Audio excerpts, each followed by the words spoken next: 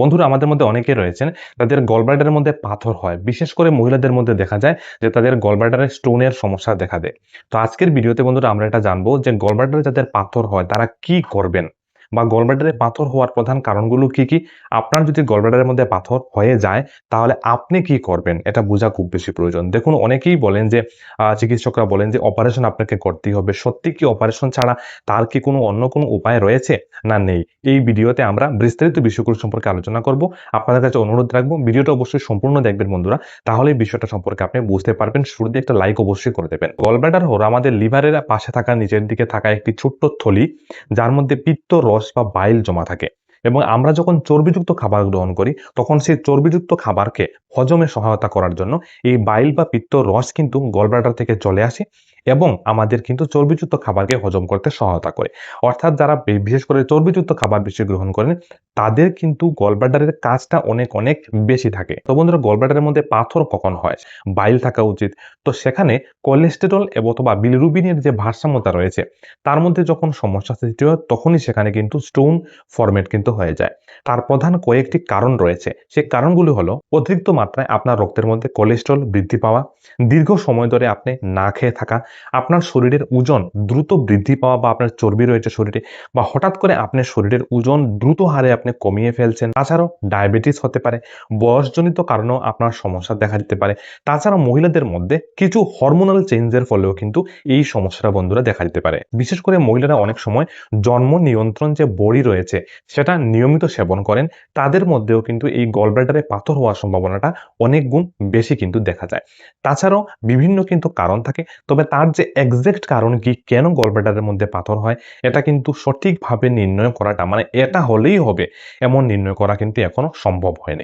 এবার কোন কোন লক্ষণ দেখলে আপনি বুঝতে পারবেন যে আপনার গলব্লাডারের মধ্যে পাথর হয়েছে কিনা? নাম্বার 1, আপনার পেটের ডান পাশে উপরের দিকে খুব তীব্র আপনার ব্যথার অনুভব হবে।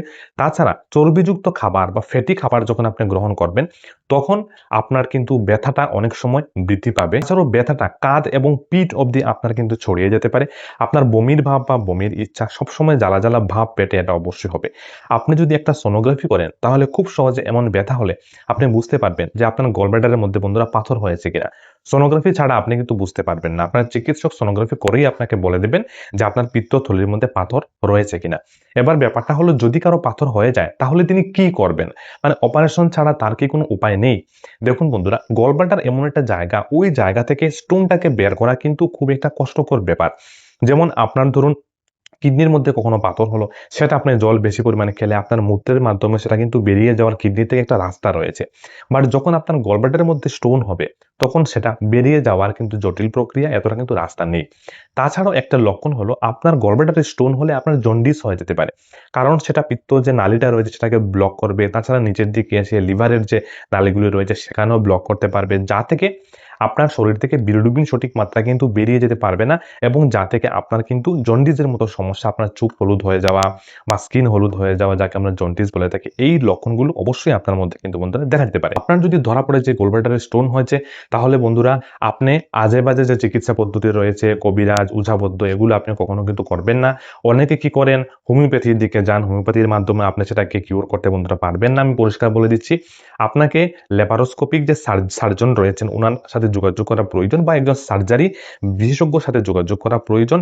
বিভিন্ন ধরনের অপারেশন রয়েছে, পেট কেটে আপনার সেই গলব্লাডারটাকে সম্পূর্ণভাবে বের করতে হবে, বা পিন হোল সার্জারি করা হয়, মানে পেটের মধ্যে কয়েকটি ছিদ্র করে খুব সহজে আপনি কিন্তু 1 সপ্তাহের মধ্যে সুস্থ হয়ে যাবেন। এই অপারেশনটা আপনাকে করতে হবে এবং আপনার গলব্লাডার থেকে স্টোনটাকে বের করে দিতে হবে।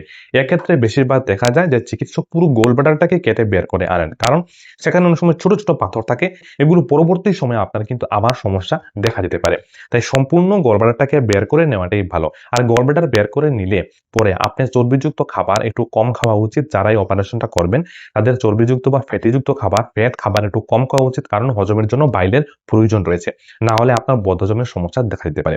তো বন্ধুরা, পরিষ্কার আমি বলে দিই, যাদেরই গলব্লাডারের মধ্যে স্টোন বা পাথর ধরা পড়ে, সোনোগ্রাফির পর ধরা পড়েছে, আপনি আজেবাজে চিকিৎসা না নিয়ে আপনাকে একজন সার্জনের পরামর্শ নেওয়া প্রয়োজন ভালো, এবং আপনাকে অপারেশন করে সেটাকে বের করে দেওয়াটাই সব থেকে বেশি বেশি যুক্তিযুক্ত এবং খুব সহজে মাত্র কয়েকদিনের মধ্যে, কয়েক সপ্তাহের মধ্যে আপনি কিন্তু একেবারে বন্ধুরা সুস্থ হয়ে যাবেন।